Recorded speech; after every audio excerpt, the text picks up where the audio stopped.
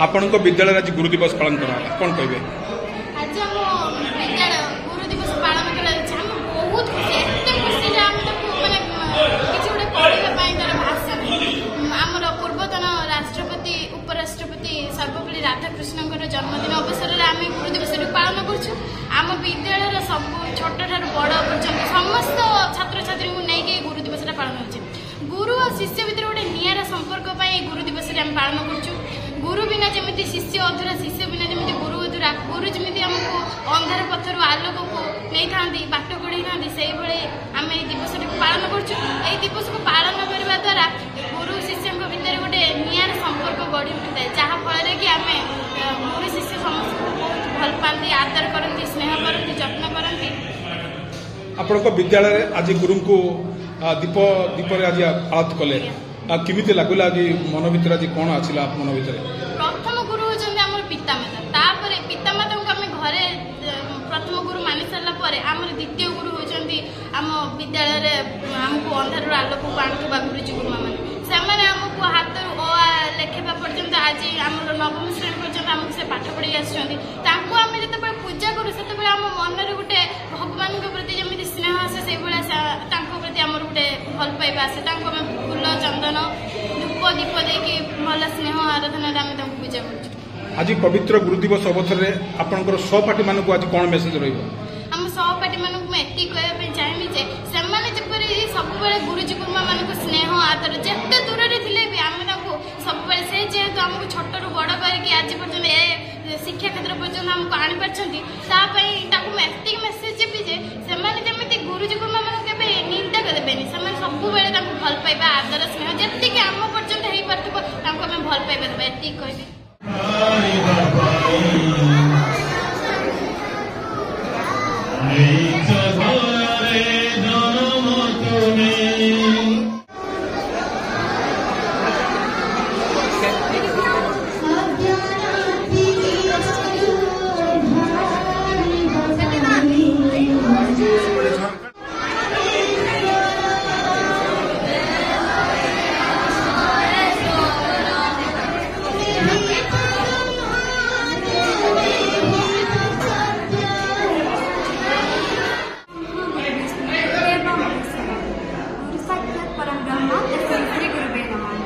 आज गुरु दिवस अवसर में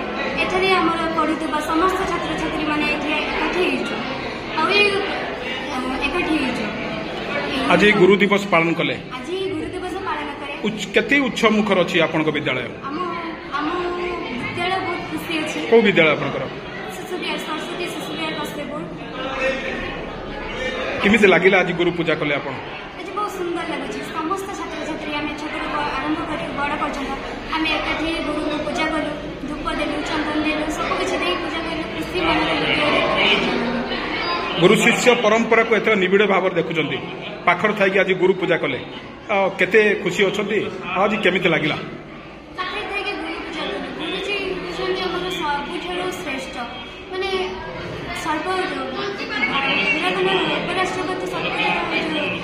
सर्वपल्ली राधाकृष्णन जन्मदिन अवसर में आम गुरु दिवस को पालन कर गुरु दिवस अवसर में गोटे छात्र और गुरुजी गोटे नियारा संपर्क थाए से संपर्क से सबुठार महत्वपूर्ण संपर्क से संपर्क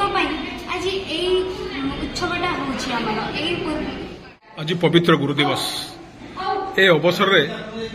आपण विद्यालय और अन्य विद्यालय मानक छात्र छात्री मान को पवित्र गुरु दिवस अवसर में कौन मेसेज रही